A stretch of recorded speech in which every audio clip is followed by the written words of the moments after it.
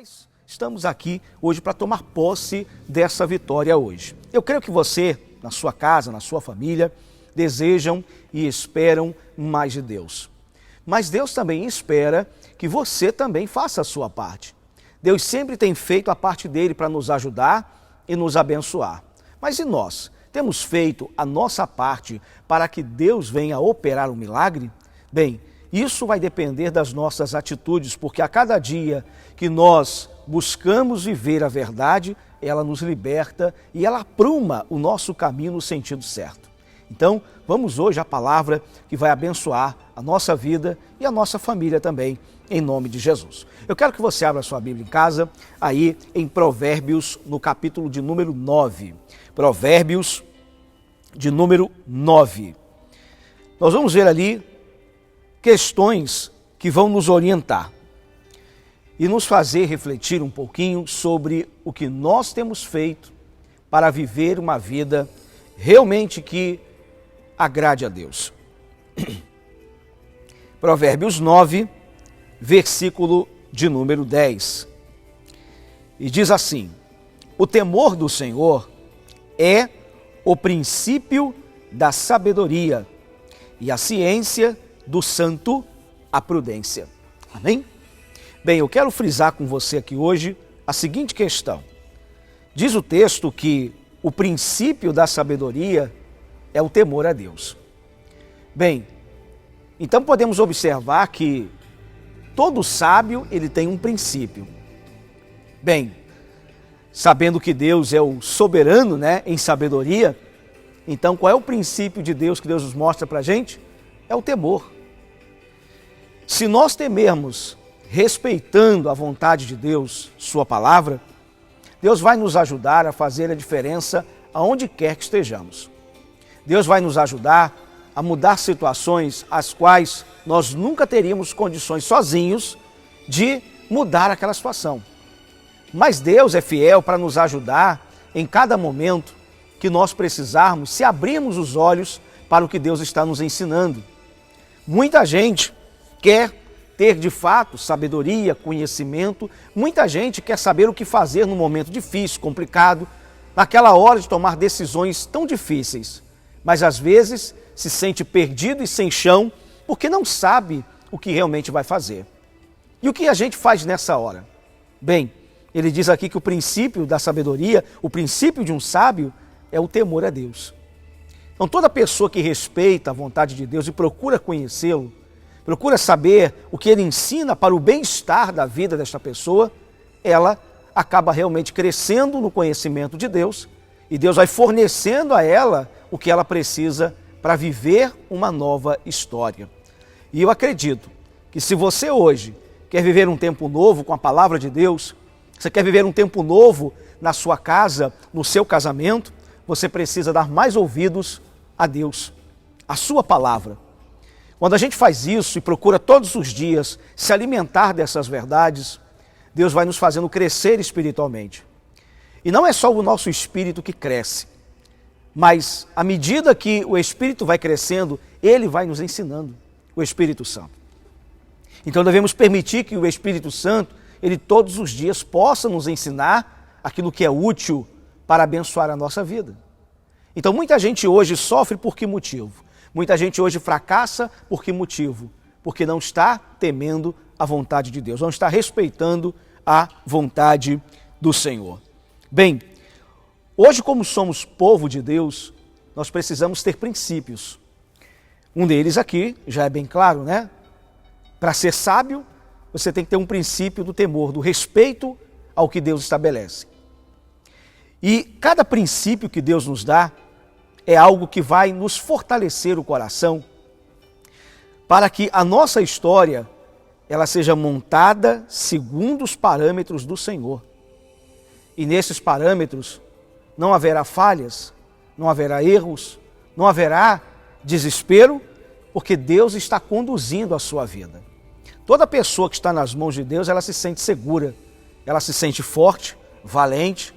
Ela não é aquela pessoa que vai recuar no momento que ela tem que enfrentar o seu problema. Então todo aquele que teme a Deus se torna sábio. E esta sabedoria ela é espiritual, ela vai além do comum. E aí a gente vê homens e mulheres de Deus colocando a sua vida nas mãos de Deus, mesmo diante até mesmo de um perigo de morte para a própria vida. Quando a gente lembra de Daniel, a gente vê um homem ali que realmente era um homem que temia Deus e que respeitava a vontade dele. E não só isso, a gente via sabedoria na vida dele, porque Deus permitia aquela sabedoria sobre ele devido ao seu temor. E aquele temor levou certamente os seus inimigos, os inimigos de Daniel, tentarem destruí-lo ou até mesmo levarem à morte. Mas nós vemos que quando ele foi sentenciado, ele não temeu aquela situação. Mesmo diante daquela cova cheia de leões, Deus o guardou e o livrou de todo o mal. A nossa vida está guardada nas mãos de Deus, ainda que alguém ou algo venha contra a nossa vida. Contra o seu casamento, contra os seus filhos. Se você estiver temendo a Deus, Deus vai te guardar. Deus vai ser contigo. Ele verá o teu temor e por causa desse temor, você não será afligido. Então diz aqui o texto, versículo 10, Provérbios 9, verso 10, para quem está chegando, diz: o temor do Senhor é o princípio da sabedoria, e a ciência do santo, a prudência. Bem, o texto também nos mostra algo importante aqui, que uma pessoa sábia, ela é prudente. Mas quando a pessoa não é prudente, ela não tem temor a Deus e não pensa nas consequências de suas ações. São muitas vezes pessoas que acabam, como diz o povo no ditado popular, trocando os pés, as mãos pelos pés, os pés pelas mãos. As pessoas acabam realmente tomando atitudes sem pensar no que poderia acontecer depois. Elas são impulsionadas pelo calor do momento e acabam agindo, muitas vezes, com palavras que nunca deveriam ter sido proferidas. Acabam tomando decisões num calor de um momento tão difícil que jamais deveria ter tomado. E depois vem um grande arrependimento para esta pessoa. E às vezes algumas pessoas dizem hoje, pastor, se eu não tivesse agido naquele momento por impulsividade, eu teria tomado, uma atitude diferente e hoje eu não teria tais consequências na minha vida, na minha casa, no meu casamento, com os meus filhos, com os meus pais. Não teria tomado uma atitude que prejudicasse o seu lar. Mas isso pode ser, a partir de hoje, mudado. E Deus pode trazer uma nova história. Basta começarmos a respeitar a sua palavra. Muitas vezes a impulsividade leva a gente a fazer algo diferente do que a Escritura já ensinou. Então nunca tome atitudes que de fato vão prejudicar a tua vida ou atitudes de fato que sejam o quê? Contrárias à verdade. Quem liberta é a verdade, não a mentira ou o calor do momento. Quem te liberta é a palavra de Deus. E se você quer mudanças nessas situações, então é necessário que você faça a sua parte com sabedoria, e para ter essa sabedoria, você tem que buscar esse conhecimento de Deus. Então, dar ouvidos à voz de Deus é ser prudente. Obedecer a palavra é ser prudente.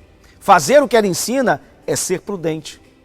Mas às vezes queremos fazer o que nós desejamos, A gente quer fazer o que a gente quer. E essa impulsividade, ela tem que mudar. Sua vida hoje está nas mãos de quem? De Deus, não nas suas próprias mãos. A sua vida está nas mãos de Deus, então você está seguindo a direção de Deus para a sua vida. Então ele mostra essa realidade aqui para a gente. Sabedoria é uma atitude em fazer escolhas certas com Deus. Isso é sabedoria. Quando você faz escolhas com Deus. Davi foi sábio porque ele fazia todas as decisões da sua vida com Deus. Ele ia para uma guerra, escolhia falar primeiro com Deus. Ia tomar decisões, falava com Deus. Ia resolver questões, falava com Deus. Davi toda vez colocava a sua vida em prudência. Ele era um homem prudente. Agora você percebe também que no dia que ele não foi prudente e ele caiu no erro, dali em diante a vida dele não foi mais a mesma coisa. Nós temos que aprender a cada dia a andar conforme a vontade de Deus, não conforme a nossa. Sua vida hoje está nas mãos do Senhor, não na sua mesmo. Então a sua vida hoje não está nas mãos de alguém que seja especialista em alguma área, de um problema que você está vivendo. Mas a sua vida está nas mãos de Deus. E quem confia em Deus não teme e não abre mão de sua fé. Continuará firme, tomando posse da sua vitória. Indo a outro texto, Jó capítulo 28. Vamos voltar um pouquinho na Escritura, Jó capítulo de número 28. Vejamos ali algumas falas deste homem que enfrentou tamanhas lutas. Podemos dizer que esse aqui enfrentou luta, hein? Esse enfrentou. Pastor, não está diferente da minha, não. Jó perdeu tudo, irmão. Você já perdeu tudo na sua vida? Talvez você diga que sim, né? Será mesmo que você já perdeu tudo? Jó perdeu os filhos, perdeu a saúde, perdeu os bens. A única coisa que ele tinha ali com ele era um pedacinho de telha, e a esposa ainda, né, desesperada, vendo o cara daquela forma. Ela também tinha motivos, né, também para viver, né, e falar daquele jeito. Eu não aguento mais, Jó, ver você desse jeito. Já perdemos os nossos filhos, nossas propriedades, nossa casa, nossos bens, já perdemos tudo. Eu acho que é melhor morrer do que te ver assim. Tem gente que pensa dessa forma quando as coisas ficam tão difíceis. Acha que a saída é morrer. Acha que a saída é desistir de tudo. E não é desse jeito. Deus tem a solução. Vamos então ao texto, entendendo um pouco mais sobre essa atitude de fazer a escolha certa com Deus. Jó 28, verso 28 também. Jó 28, 28 diz assim: Mas disse ao homem, eis que o temor do Senhor é a sabedoria, e apartar-se do mal é a inteligência. Inteligente é se afastar do que é errado, é se afastar de um pensamento negativo. Inteligente é você tomar uma postura certa com o que Deus estabelece. Porque se você olhar para o teu sofrimento, você olhar para o problema, você olhar para os seus inimigos, você olhar para tudo que está lhe cercando de mal, você vai querer agir impulsivamente, por medo, ou por raiva, revolta, desespero. E a gente sabe que quando tomamos decisões com estes tipos de sentimentos, nós tomamos as decisões mais erradas. Porque não estamos pensando direito. A melhor situação a fazer nessa hora é colocar o joelho no chão, botar a cara no pó e dizer: Senhor, me ajude. Eu preciso da tua direção, da tua sabedoria, da tua orientação. E aí sim Deus vai te mostrar o caminho do que você tem que fazer. Então ser sábio, ser inteligente, é você ter uma atitude de fazer as escolhas certas com Deus. Não com o calor do momento. Tem atitudes com Deus. Quando Davi fazia isso, ele tinha resultados maravilhosos. Quando ele fazia dessa forma, tudo dava certo. A gente pode lembrar de outras pessoas que tomaram decisões assim. A gente pode lembrar de Ana, aquela mulher que não podia engravidar. Ela vivia uma guerra com a irmã, com a rival dela, né, que também era esposa de Eucana, a Penina. Penina fazia rir, zombava, destratava ela. Aí, ó, cadê? Você não dá filho nenhum pro marido? Eu aqui, olha quantos filhos. Cada ano era uma novidade em casa, né? E uma humilhação para ela. Até o dia que ela se posicionou na casa de Deus, um tempo, falou com Deus, ela num cantinho lá se colocou e fez a sua oração mais sincera. Ela tomou a decisão mais certa e inteligente. E foi inteligente não só por ter feito uma oração a Deus, mas como ela fez isso. Ela disse que se o Senhor desse a ela um filho homem, ela ainda escolheu o sexo da criança, ele será do Senhor. Ela não estava buscando um filho para ela, mas naquele momento ela disse que aquele filho, aquela criança seria do Senhor. Foi aí onde ela recebeu a bênção dela. Digo a você, isso foi sábio, isso foi inteligente. Porque às vezes queremos as coisas para a nossa vida, para nós, não para a glória de Deus. Queremos honrar, mas imagine se a Ana olhasse e dissesse: Senhor, eu quero um filho, eu quero que o Senhor me dê um filho, porque eu quero envergonhar a Penina, eu vou matá-la de raiva e mostrar para ela que eu também posso. Ela não fez assim. Ela chorou aos pés do Senhor e disse que aquele filho seria do Senhor. E de fato, chegando lá a idade, né, mais ou menos uns 7 anos, é onde começa a idade de ensino das crianças entre 7 a 12 anos de idade, eles começam a ser ensinados nas leis do Senhor. E foi para lá que o nosso amigo Samuel, o profeta, ele acabou se tornando aquela bênção de Deus. Então nós precisamos fazer as escolhas certas. Sabe, ser sábio é ter uma atitude de fazer as escolhas certas com Deus. Isso é ser sábio. Mas ele diz, o que é mais inteligente agora? Ele diz, eis que o temor do Senhor é a sabedoria. Você vê a confirmação disso, né? Jó também falava a mesma coisa. Mas ele diz, e apartar-se do mal é a inteligência.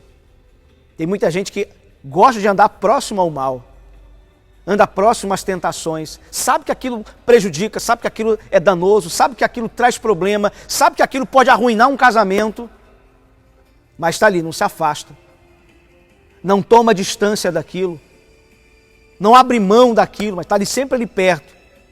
E a qualquer momento, se você não sair daquela situação, se você não abrir mão, se você não fugir daquilo, aquilo vai dominar a tua vida, vai destruir a tua casa. Se afaste do que é mal, seja inteligente. Não é inteligente você continuar no erro. Outro texto, Oséias, vamos à frente. Oséias capítulo 14.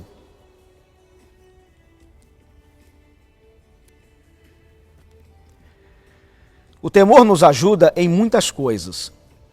Como vimos lá, inteligente é se afastar do mal, se afastar do que é errado, do que é pecaminoso. Isso é ser inteligente. Mas o mundo acha que ser inteligente é aquele, né, que se envolve com o que é errado. Ainda diz para o crente que o crente é bobo, né? Você está sendo bobo. Está sendo bobo por não fazer também como todo mundo está fazendo. Não é? É o que a mente mais ouve por aí, povo de Deus. Não, mas não é nada a ver não. Deus não vai te condenar por causa disso não. A Bíblia diz que inteligente é apartar-se do mal. Jó fez muito isso. E o fim de sua história foi uma bênção dobrada. De filhos, de bens, de felicidade e de comunhão com Deus. Inteligente é aquele que se afasta do que é errado. Se afasta do que é errado. E quem, pastor, está andando errado do meu lado? Então sai de perto desse que está andando errado, meu irmão. Porque se você continuar andando com essa pessoa, tu vai cair nos mesmos erros. Vai fazer as mesmas besteiras.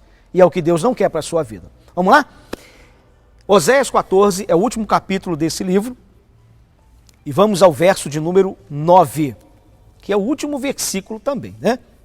Ele diz assim, quem é sábio para que entenda estas coisas? Prudente, para que as saiba?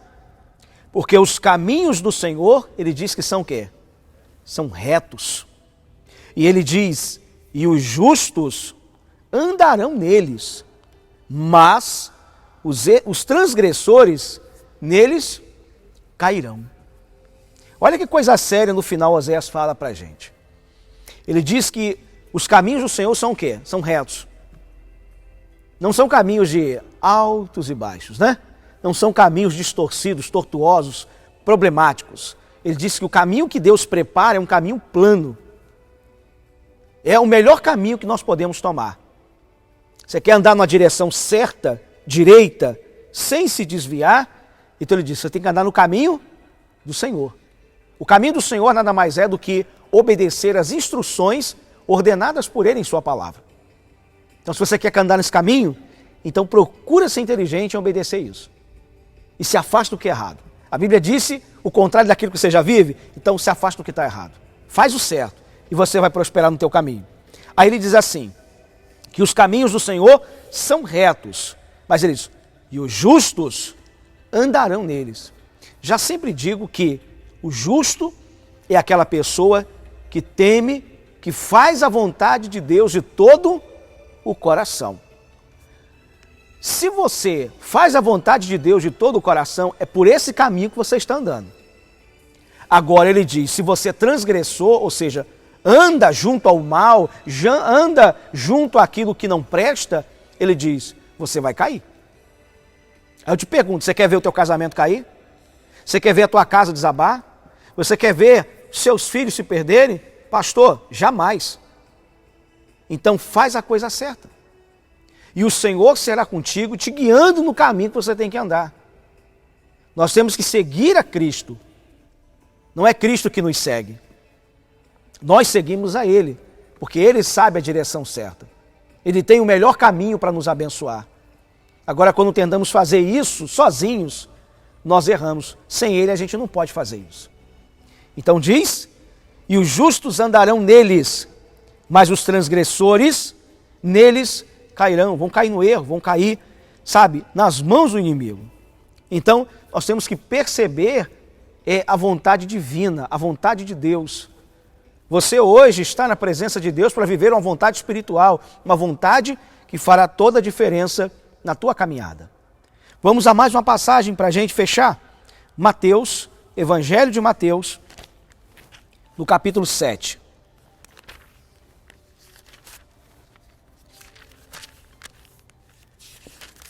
Como é que Jesus considera uma pessoa sábia?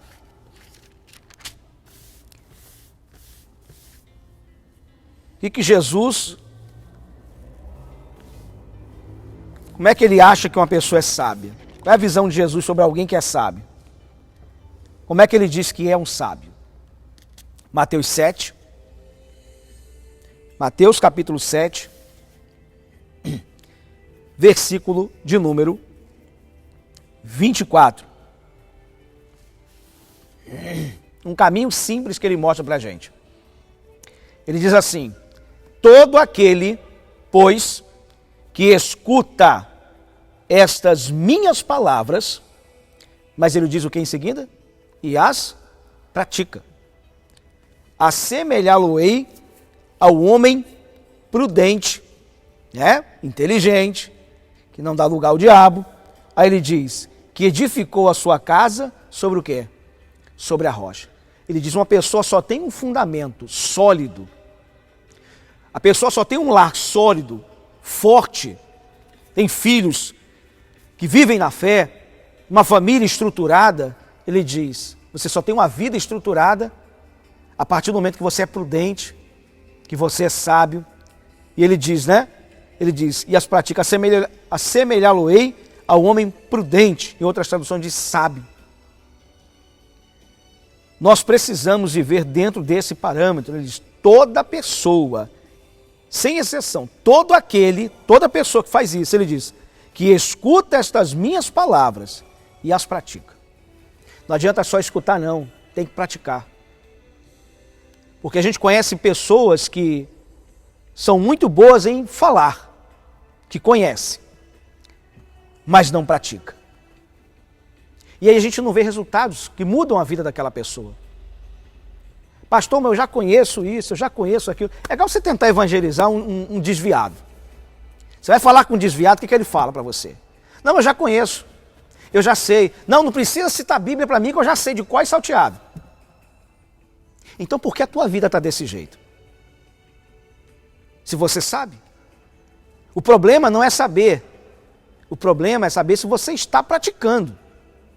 Porque se você não estiver, a tua vida não tem resultados. A fé sem as obras, já disse lá, carta de Tiago, ela é morta, capítulo 2. Nós precisamos viver o que a Bíblia diz, não é estar somente citando a palavra. Citar é importante, confessar é importante, determinar é importante, muito. Mas o resultado vem quando você se envolve no processo. Quando você pratica. A prática vai lhe trazer resultados. E esses resultados podem hoje estar sobre você, se você começar a fazê-los.